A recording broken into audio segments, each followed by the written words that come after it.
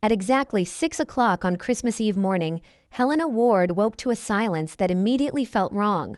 Her house was never this quiet. For the past 3 years, every morning had begun with some kind of noise. Her son Caleb usually stomped through the hallway searching for coffee. His wife, Sloane, talked loudly on the phone before most people had opened their eyes.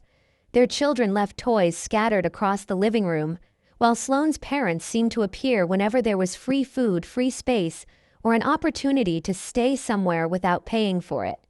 But that morning, Helena heard nothing. No footsteps, no doors, no arguing. She sat up slowly and looked toward the window. The first thing she noticed was the driveway. Helena frowned. The two vehicles that had been parked there the night before were gone. Caleb's SUV had disappeared.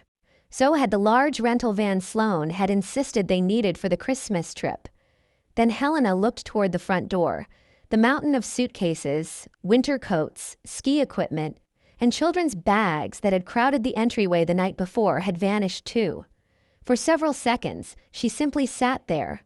Today was supposed to be the beginning of their family Christmas vacation, a week in a luxury mountain lodge. A trip Helena had spent months organizing and paying for. She grabbed her phone from the nightstand and opened the family group chat. It wasn't there. Helena searched again. Nothing. Her eyebrows slowly rose. They hadn't simply forgotten to wake her. Someone had removed her. Helena took a deep breath, slipped on her robe, and walked downstairs. The house looked as though a storm had passed through during the night. A few abandoned wrappers lay on the counter. One child's mitten sat beneath a chair.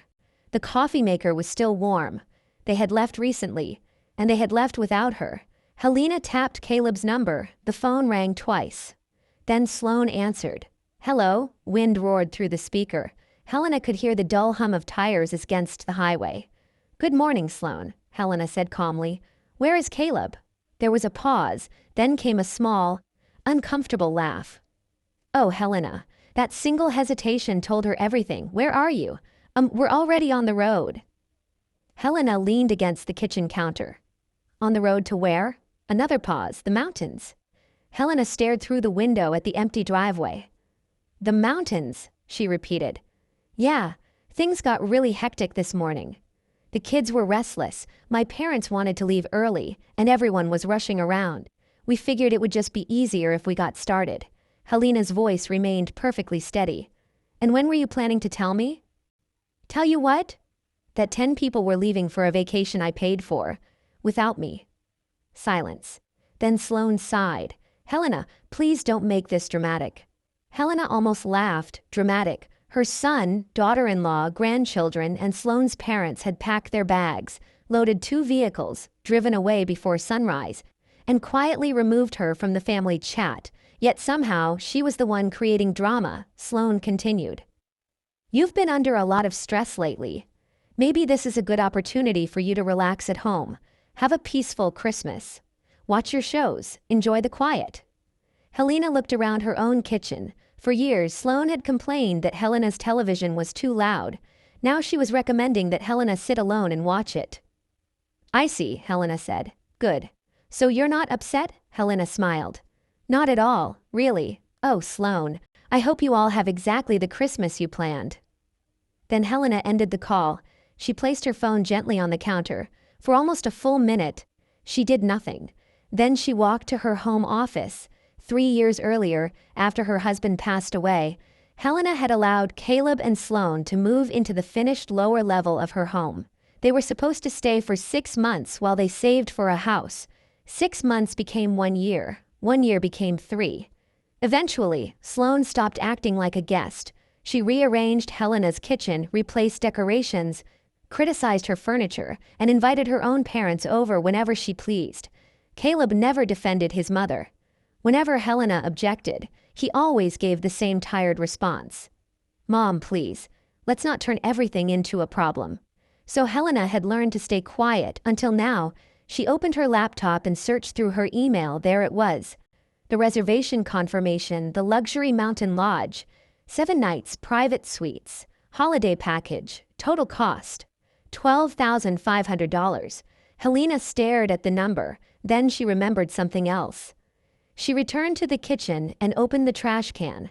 Near the top, crumpled beneath a paper towel, was a printed itinerary. Helena pulled it out and smoothed it across the counter. Her eyes moved down the page. Primary suite, Caleb and Sloane, guest suite 1.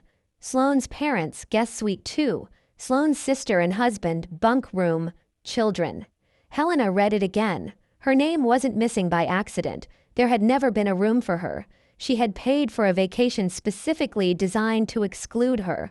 A strange calm settled over her. Helena walked back to her office. She logged into the reservation portal. Her finger hovered over the cancellation button. Then she smiled. "Enjoy the mountains," she whispered, and with 3 quiet clicks, she canceled the reservation. The refund confirmation appeared moments later. Helena leaned back in her chair. For the first time that morning, she felt completely awake. They had wanted a Christmas without her. Fine. But Helena Ward had finally realized something important. If they didn't want her, they weren't entitled to her home, her money, or her patience. And before the day was over, Caleb and Sloane were about to discover that leaving her behind had been the most expensive mistake of their lives. Helena spent the next several hours doing absolutely nothing. That was the part she enjoyed most. For 3 years, there had always been something demanding her attention. A sink full of dishes. Children arguing upstairs. Sloane asking where Helena kept something, despite having lived in the house long enough to know. Caleb asking his mother for just one more favor. But now the house was silent. Helena made herself a cup of chamomile tea, carried it into the living room, and opened the novel she had been trying to finish for months. At 2:47 that afternoon, her phone began ringing. Helena looked at the screen. She let it ring. It stopped. Then it started again, and again. Within minutes, she had 11 missed calls. Helena took another sip of tea. Was on the 15th call she finally answered. "Hello, Caleb." "Mom!" His voice was tight with panic.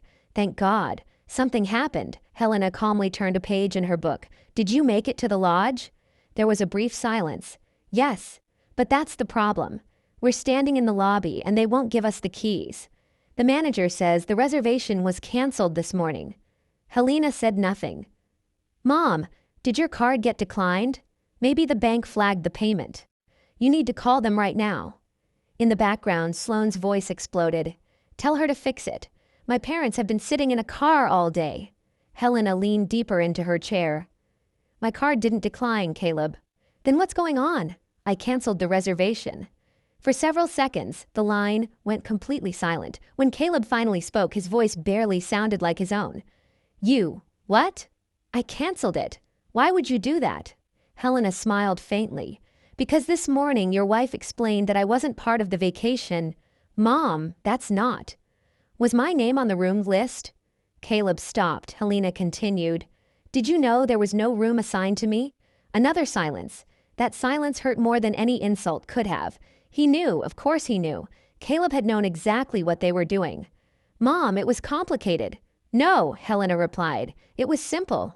You planned a vacation without me and expected me to pay for it. You're seriously leaving us stranded?" "No, I'm leaving you with the vacation you chose." His breathing became heavier. "There are 10 of us here. And apparently, there was room for all 10 of you. Everything is booked because it's Christmas. That sounds inconvenient." "Mom!" Before Caleb could continue, the phone shifted. "Give me that." Sloane's voice came through the speaker. "Helena, you need to call the lodge immediately." Helena blinked. "Excuse me?" "You heard me. Put the reservation back. My parents are exhausted, the kids are miserable, and we're standing here with all our luggage. You should probably find somewhere to sleep. You are unbelievable, and yet I'm still at home." Sloane inhaled sharply. "This is childish." Helena's voice remained calm.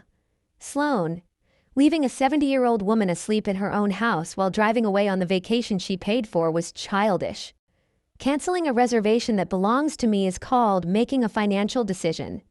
You ruined Christmas." "No, I stopped financing yours." Helena ended the call. This time, she turned her phone face down. She knew they would keep calling. She didn't care. Instead, Helena stood and walked toward the hallway leading to the lower level of the house. Caleb and Sloane's rooms looked exactly as she expected. Like no one cared who owned the property. Clothes covered the floor. Wet towels had been thrown across one of Helena's antique chairs. Empty cups sat beside the bed. Sloane's shoes were scattered beneath the dresser. Helena began collecting towels when a bright light caught her attention. An old tablet was partially hidden beneath a pile of clothes. A notification had appeared on the screen. It was a message from Sloane's sister, Marissa. Is Helena really refusing to pay? Tell Caleb to make her fix it. Helena stared at the screen. Then another message appeared. She'll give in. She always does. Something inside Helena became perfectly still. The device wasn't locked. Against her better judgment, she opened the message thread. The group was called Mountain Escape. Adults only. Helena began reading. Sloane had written messages about packing before Helena woke up. Marissa had joked about Helena believing she was actually invited. Sloane's mother had reminded everyone to make sure Helena's credit card remained available for unexpected expenses. Then Helena found Caleb's message. I feel bad leaving Mom behind. Shouldn't we at least tell her before we go? Her heart tightened. For one brief second, Helena almost felt relief. At least he had objected. Then she read Sloane's response. Stop being dramatic. Your mom will survive one Christmas without us. She has the house and the dogs. We deserve a break, and Caleb had replied, Fine. Just don't make a scene when she finds out. Helena slowly set the tablet down. There it was. The truth. Caleb hadn't been powerless. He had simply chosen the easiest side. For years, Helena had mistaken his silence for peacekeeping. Now she understood it differently. Silence was also a choice. She looked around the room. Then she walked to the garage. 3 large cardboard boxes became 5. 5 became 10. Helena began packing. She wasn't angry. Anger would have been loud. What she felt was something far more dangerous. Clarity. She packed Sloane's clothes carefully. She folded Caleb's sweaters. She collected the expensive kitchen gadgets Sloane had taken over Helena's counters with. Nothing was thrown away. Nothing was damaged. Helena simply removed it. One box at a time. By sunset, the lower level no longer looked like Caleb and Sloane's permanent home. It looked like a place they had once stayed. Then Helena opened her phone and accessed the smart home system. First, she deleted Caleb's door code, then Sloane's. She changed the garage access number. The Wi-Fi password followed. Finally, Helena found the spare house key attached to Sloane's forgotten key ring. She removed it and slipped it into her pocket. At 7:18 p.m., a message arrived from Caleb. We found 2 rooms at a motel. Cost us almost $900. We're coming back tomorrow. We need to talk. Helena read the message once. Then she placed the phone down. She ordered sushi, poured herself a glass of wine, and watched an old movie without anyone complaining about the volume. For the first time in years, Helena's house felt peaceful. The next morning, however, peace would be replaced by pounding fists, furious accusations, and the return of a family that still believed Helena would eventually give in. They were about to discover how wrong they were. The next morning, Helena was sitting at the kitchen table with a fresh cup of coffee when her phone buzzed. Motion detected. Front driveway. She didn't need to look at the screen twice. They were back. A moment later, the sound of vehicles pulling into the driveway rolled through the quiet house. One car door slammed. Then another. Sloane was not happy. Helena calmly took another sip of coffee. Through the narrow windows beside the front door, she watched Caleb walk toward the porch. He looked exhausted. His hair was messy and dark circles hung beneath his eyes. Sloane followed close behind him. Behind her came her parents, Graham and Elise, both wearing the same irritated expressions. They looked like people returning from a failed vacation, which Helena supposed was exactly what they were. Caleb stepped onto the porch and entered his code. The keypad flashed red. He frowned. He tried again. Red. What the hell, he muttered. Try it again, Sloane snapped. Caleb punched in the numbers harder. Nothing. Sloane folded her arms. Of course she changed it. Caleb reached into his pocket and pulled out his key. Helena watched as he inserted it into the main lock. The wooden door opened. Then Caleb stopped. Behind it stood the heavy security door locked. Through the metal mesh, he could see his mother standing quietly in the hallway. Mom, Helena smiled politely. Good morning, Caleb. He grabbed the handle. Open the door. I see you decided to come home early. Open the door, Mom. Behind him, Sloane pushed forward. Nora. Helena raised one eyebrow. Sloane stopped herself. Helena, she corrected sharply. This isn't funny. We've been driving since dawn. That sounds exhausting. My parents barely slept. Then perhaps they should go home. Elise stared at her. Excuse me? Helena looked directly at her. This is my home. You don't live here. Sloane suddenly glanced past Helena into the hallway. Her expression changed. Where's my table? Helena said nothing. The one by the stairs. Where is it? In the garage. Sloane's face tightened. My things are in the garage? All of them. Caleb slowly looked at his mother. Mom, what did you do? Helena folded her hands. I gave you what you wanted. What does that mean? You wanted space from me. You wanted a vacation without me. You wanted to enjoy yourselves without having to worry about the woman whose house you lived in or whose money you spent. Her voice remained quiet. So I decided to give you space. Sloane stepped closer to the security door. You packed our belongings? Carefully. You can't do that. Helena smiled. I already did. Caleb stared through the screen. We live here. No, Helena said. You stayed here. His expression changed. It was subtle, but she saw it. For the first time, he understood this wasn't an argument about Christmas anymore. Something had changed. Helena pointed toward the driveway. The garage code is 6381. Everything is packed and labeled. Sloane's mouth fell open. You expect us to leave? I expect you to make a decision. Caleb shook his head. We don't have anywhere to go. Helena's face softened for only a second. You both work. You've lived here without paying rent for 3 years. The savings you should have built during that time belong to you. What you do next is your responsibility. Sloane laughed bitterly. You're seriously throwing your own son out because we wanted one vacation? No. Helena's eyes hardened. I'm changing the way you treat me because you believed I would never change it myself. Sloane turned toward Caleb. Tell her she's insane. But Caleb didn't speak, Helena continued. You can take your belongings and leave today. Or, if you genuinely want to remain here temporarily, there will be rules. Caleb looked up. What rules? Rent, $2,000 every month. Utilities will be your responsibility. You will contribute to the household. And Sloane's parents will no longer stay in this house.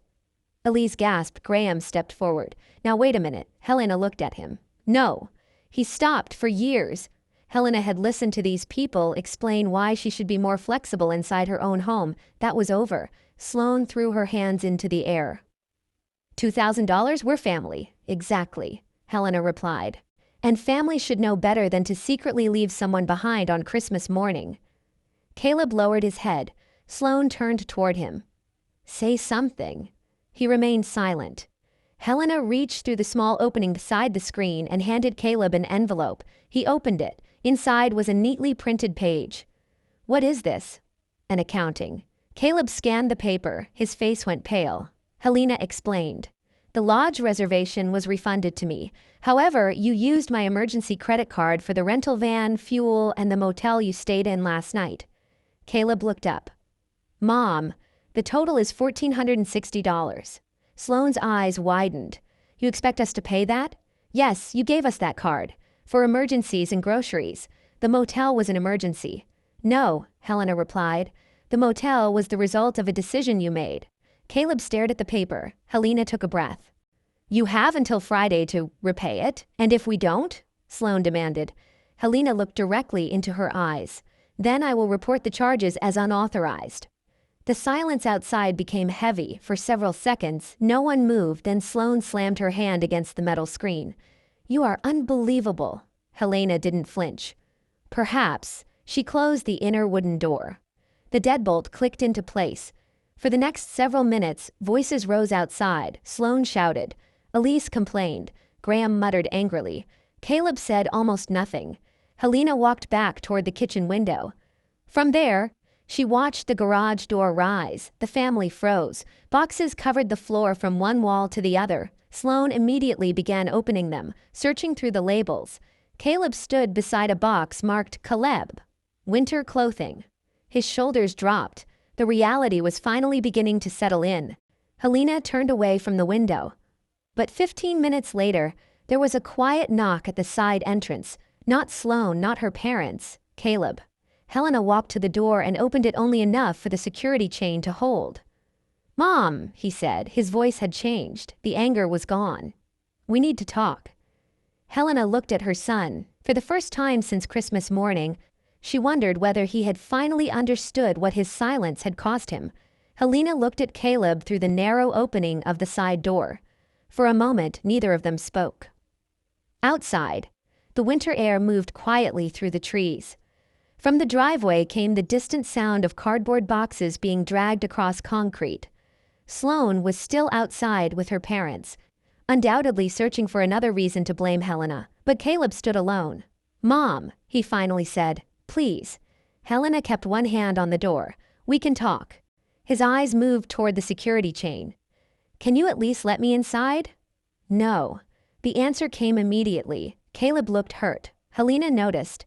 She also remembered how she had felt standing in her empty kitchen on Christmas morning. "I am willing to speak with you," she said. "That doesn't mean I am ready to pretend nothing happened." He lowered his gaze. "We don't have anywhere to go. You've said that already. Our apartment lease ended years ago. We moved in here to save money, but you didn't save enough." Caleb rubbed the back of his neck. "We had expenses." Helena almost smiled. Of course they did. Everyone always had expenses when someone else was paying for the roof over their heads. "What happened to the money?" she asked. Caleb hesitated. "That was enough." "Sarah's student loans," he admitted quietly. "Some credit cards, the kids. We kept thinking we'd catch up next month. And while you were catching up, you were living here rent-free. I know. No, Caleb. I don't think you do." His face tightened. Helena took a slow breath. "For 3 years, I paid the property taxes, the repairs, the utilities, the insurance, and most of the groceries. I allowed you both to build a life without the pressure of rent. And in return, you allowed your wife to treat me like an inconvenience inside my own home. Mom, Sloane can be difficult." Helena stared at him. The words hung between them, then she asked, "And what did you do about it?" Caleb had no answer. "Exactly." Helena leaned slightly closer. "Do you know what hurt me the most?" His eyes lifted. "It wasn't Sloane." He frowned. "It wasn't her sister. It wasn't her parents. I never expected loyalty from them." Caleb's expression slowly changed. "It was you." He closed his eyes. Helena continued. "You knew about the trip. You knew I wasn't assigned a room. You knew they planned to leave before I woke up. I didn't know they were going to remove you from the group chat. But you knew enough." Caleb's shoulders sank. "I didn't want to fight with Sloane. And that was your choice." "Mom." "No, listen." Her voice remained calm, but there was strength behind every word. "Every time you said you didn't want to fight, someone else paid the price. You stayed quiet when Sloane rearranged my home. You stayed quiet when her parents treated this place like a hotel. You stayed quiet when I paid for things that were never my responsibility, and then you stayed quiet when they planned to leave me behind." Caleb looked down. "I just wanted everyone to be happy." Helena nodded slowly. "And somehow the person who always had to be unhappy was me." That finally reached him. She saw it in his face. The truth was difficult to hear when it had been hidden behind excuses for years. "I am sorry," Caleb whispered. Helena studied him. "I'm sure you are." His head lifted quickly. "You don't believe me." "I believe you're sorry now." The distinction hurt him. Good, Helena thought. Some lessons needed to hurt. Before Caleb could respond, Sloane's voice came from the driveway. "Caleb? Are you seriously begging her again?" He turned his head. "Give me a minute." Sloane appeared around the corner of the house. She stopped when she saw the security chain. "Unbelievable." Helena sighed. "Sloane, please don't start." "Oh, I'll start wherever I want. This entire situation is ridiculous." "Is it?" "Yes, you canceled Christmas because your feelings were hurt." Helena stared at her, then she said quietly, "My feelings were not hurt because you left without me." Sloane crossed her arms. "Really?" "They were hurt because you believed you could use me." For the first time, Sloane looked uncertain. Helena continued. "You wanted my money for the lodge, my credit card for expenses, my house whenever you needed somewhere to stay. But you didn't want me. That's not fair, isn't it?" Caleb turned toward his wife. "Sloane, stop." She stared at him. Excuse me, just stop. Helena watched the surprise spread across Sloane's face. Perhaps Caleb had finally grown tired of being the man who never chose a side. Sloane stepped closer. So now you're taking her side? No, Caleb replied. I'm admitting she has a point. Sloane laughed sharply. After everything we've been through, you're standing here defending your mother? Helena interrupted. This isn't about sides. Both of them looked toward her. It's about consequences. She opened the door just enough to hand Caleb another copy of the agreement she had prepared. If you want to stay here temporarily, these are the conditions. $2,000 per month. Utilities are shared. No guests without permission. Your mother-in-law and father-in-law do not stay here. Sloane snatched the paper from Caleb's hand. She read it, then she laughed again. This is insane, then don't accept it. You know we can't afford that. Then you should find housing within your budget. Sloane's face reddened. You are doing this to punish us. Helena shook her head. No, if I wanted to punish you, I could have thrown your belongings onto the lawn and changed the locks without giving you a choice. Sloane looked toward the garage. Helena continued. Instead, I packed everything carefully. I gave you options. What happens next is entirely up to you. Caleb read through the agreement again. Then he asked quietly, and the $1,460? You repay it by Friday. Sloane immediately protested. We don't have that kind of money. Helena looked directly at her. Then perhaps you should have considered that before charging a rental van, fuel, and a motel room to my emergency card. We thought you'd pay for it. I know. That was the problem. They had expected it. Caleb handed the paper back to his mother. I'll transfer the money. Sloane spun toward him. What? I said I'll pay her back. With what money? Caleb's expression hardened. Mine. Helena noticed the change small, but real. Sloane stared at him as if she barely recognized the man standing beside her. Then she turned toward Helena. You've poisoned him against me. Helena almost laughed. No, Sloane. You just spent 3 years teaching him that peace was more important than respect. Caleb didn't defend his wife. This time, his silence meant something different. Sloane looked from him to Helena. Then she walked away. A few minutes later, Caleb's phone buzzed. He checked the screen. What's wrong? Helena asked. He looked embarrassed. My debit card declined at the gas station. Helena nodded. I removed you from my accounts. Caleb stared at her. Immediately? Immediately. But what if we need something? Helena's expression remained gentle. Then you'll use your own money. He swallowed. The reality of adulthood had arrived all at once. No shared account, no emergency card, no free home, no automatic rescue. Caleb looked toward the driveway, where Sloane was arguing with her parents. Then he looked back at his mother. I should have stopped this before it got here. Yes, Helena said. He nodded. And I should have told you about the trip. Yes, his eyes filled with regret. I don't know how to fix it. Helena loosened her grip on the door slightly. You don't fix 3 years with one apology. Caleb looked at her. You start by changing what you do next. For several seconds he stood silently in the cold. Then he nodded. I understand. Helena closed the door. This time, she didn't feel angry. Outside, the shouting began again. Inside, however, the house was quiet. And Helena finally understood that sometimes the strongest boundary wasn't a scream, a threat, or a dramatic goodbye. Sometimes it was simply refusing to rescue people from the consequences of their own choices. Helena spent the next hour doing something she had not done in years. Nothing. She sat in the living room with her coffee, listening to the muffled arguments outside. Every now and then, Sloane's voice rose above the others. Graham tried to calm her. Elise blamed Helena. Caleb said very little. Eventually, the shouting stopped. Helena glanced through the front window. Caleb was carrying boxes toward the rental van. Sloane stood beside the garage with her arms crossed. Mom. A knock came from the side door. Helena walked over but did not immediately open it. Who is it, Caleb? She unlocked the door but left the security chain in place. He stood there holding an envelope. I transferred the money. Helena took the envelope through the opening. Inside was a printed confirmation, $1,460 transferred. She looked at him. Thank you. Caleb nodded. For a moment neither spoke. Then he said, Sloane wants to leave. That's her decision. She's furious. That's also her decision. Caleb gave a tired, humorless laugh. You really aren't going to make this easy. Are you? Helena looked directly at him. For 3 years, I made everything easy. That ended the conversation. Caleb lowered his eyes. I know. Helena studied her son. There was something different about him now. The confident assumption that she would always rescue him had disappeared. In its place was exhaustion, maybe even shame. But Helena knew better than to confuse guilt with change. Where will you go? She asked. One of my friends said we can stay with him for a few days. Good.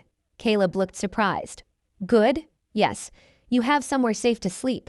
But you don't want us to stay here? Helena's expression softened, not like before. He nodded slowly. Behind him, Sloane appeared. Are you done? Caleb turned, almost. She looked toward Helena. You know, I hope you're happy. Helena raised an eyebrow. I am, actually. Sloane laughed bitterly. You're destroying your son's life. No, I'm refusing to manage it. Same difference. No, Sloane, it isn't. Sloane stepped closer. For years, you've acted like you did everything for us because you're such a generous person. But maybe you just liked having control. Helena almost admired the accusation. It was bold, especially coming from someone who had rearranged another woman's house and expected her to finance a holiday she wasn't invited to attend. Perhaps, Helena said, but if control was what I wanted, I would have controlled you years ago. Sloane stared at her. Helena continued. I would have charged rent. I would have refused to let your parents stay here. I would have canceled your access to my accounts the first time you treated my generosity like an obligation.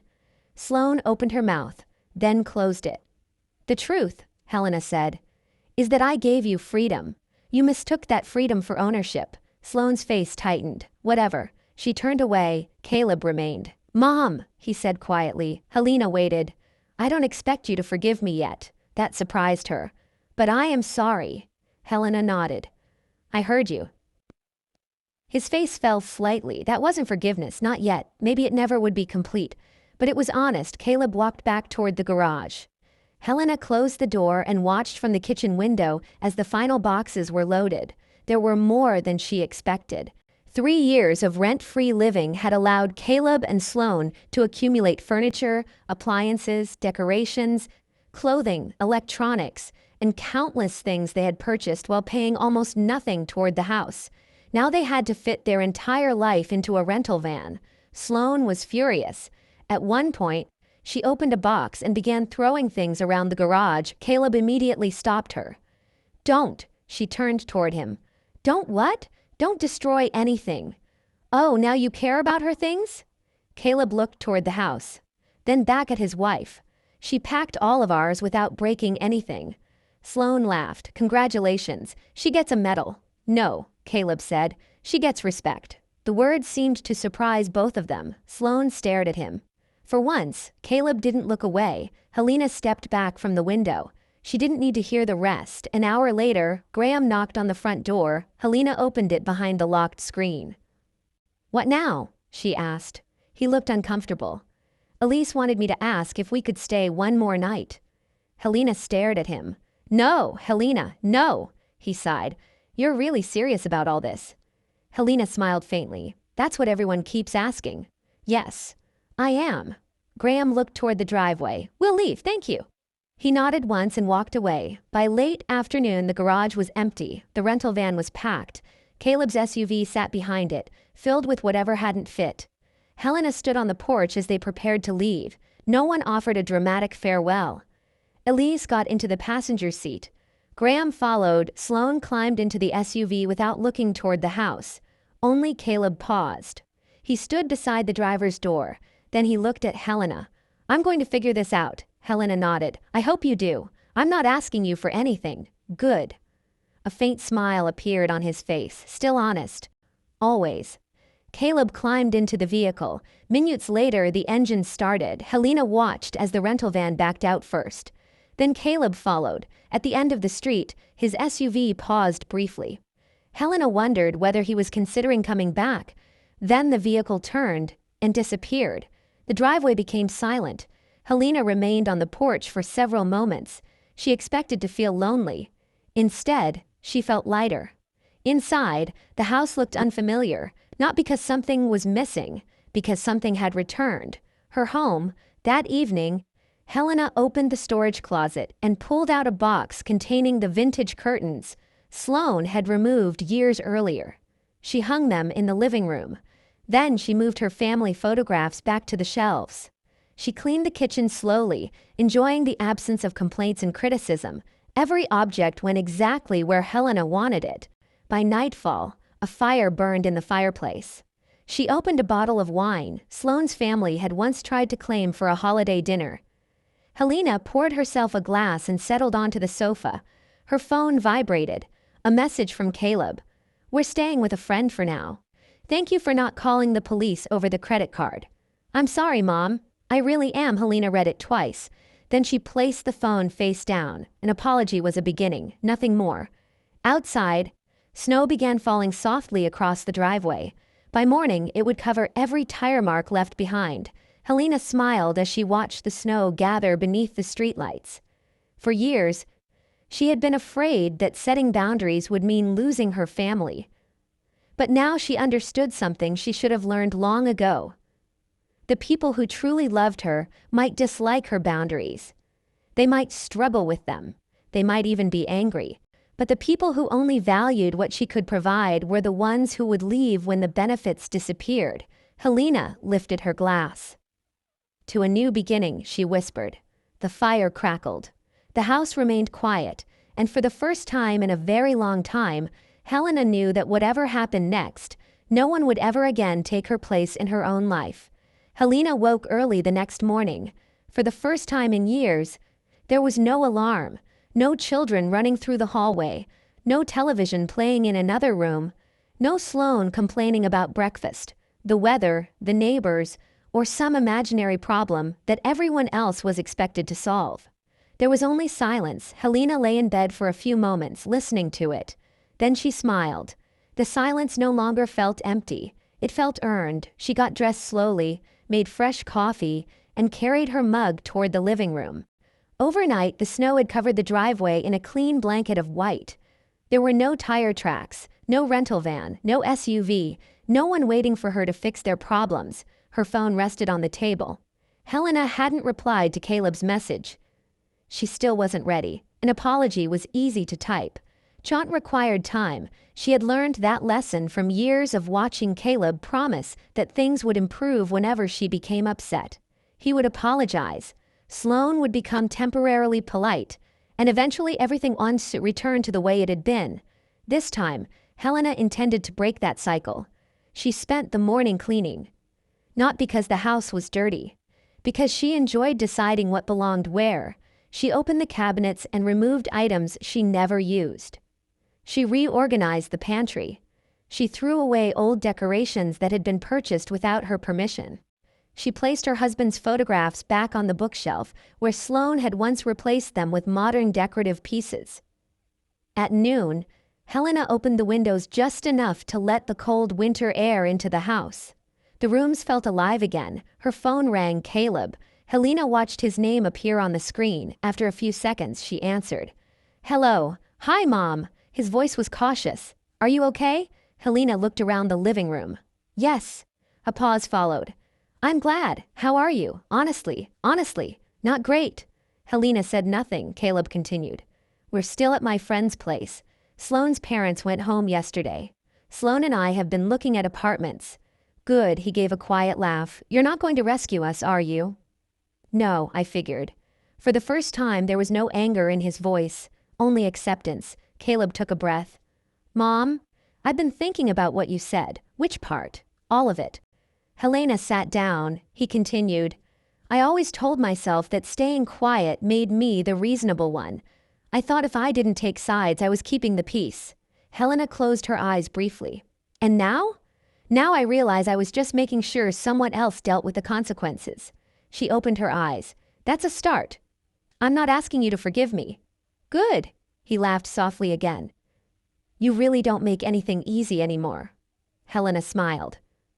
"That's because I spent too many years making everything easy." For a moment, they simply listened to each other breathe. Then Caleb said something Helena hadn't expected. "Sloane is angry at me. I assumed she would be. She says I let you manipulate me. And what do you think? Caleb was quiet for several seconds. I think I let her manipulate me for years because it was easier than admitting she was wrong. Helena didn't respond immediately. She felt no satisfaction in hearing it. Only sadness. Caleb had chosen his path, but perhaps he was finally beginning to understand why. I can't tell you what to do about your marriage, Helena said. I know. That's your responsibility. I know. But I will tell you this. What? Never confuse avoiding conflict with being kind. Sometimes avoiding conflict simply means allowing the wrong person to hurt everyone else. Caleb was silent, then he said, I understand, Sden. This time, Helena believed he might actually mean it, not completely, not yet. But more than before, they ended the call. A few minutes later, Helena placed her phone on the table and returned to her coffee. Later that afternoon, she drove into town. She bought herself a small Christmas cake from a local bakery and picked up fresh flowers. She wandered through a bookstore and purchased 2 novels. For years, every Christmas expense had revolved around everyone else.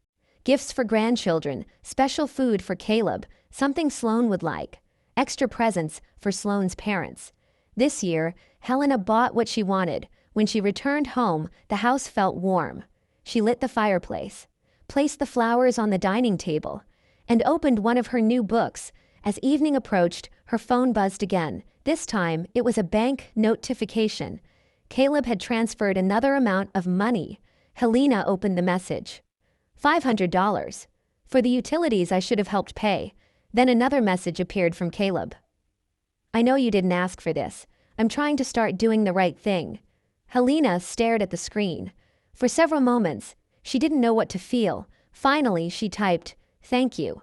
Actions matter. Keep going. His reply arrived almost immediately. I will. Helena set the phone down.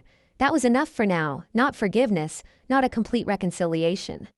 Just one honest step. As night settled over the neighborhood, snow began falling again. Helena stood beside the window, watching the flakes drift through the darkness. She thought about the mountain lodge, the expensive reservation, the family vacation she had once believed would bring everyone together. In the end, canceling that trip had given her something far more valuable. It had forced the truth into the open. Caleb had learned that his mother's generosity had limits. Sloane had learned that Helena's kindness was not weakness. And Helena herself had learned the most important lesson of all. She did not have to earn love by giving endlessly. She did not have to pay for a place in her own family. She did not have to tolerate disrespect, simply because it came from people she loved. Love without respect eventually became something else, and Helena was finished accepting it. She returned to the sofa, wrapped herself in a warm blanket, and opened her book. The fireplace crackled softly. Her Christmas tree glowed in the corner. Outside, the snow continued falling over the empty driveway. Helena lifted her glass of wine and smiled. Months from now, perhaps Caleb would prove that he had changed. Perhaps one day they would share dinner again. Perhaps Sloane would apologize. Or perhaps she wouldn't. Helena no longer felt responsible for the answer. Everyone was finally free to make their own choices. And Helena was free to live with hers. She took another sip of wine. Then she looked around the home she had finally reclaimed. Her home, her peace, her life. And for the first time in many years, Helena didn't feel abandoned. She felt powerful, because sometimes the happiest ending wasn't getting people to understand your worth. Sometimes it was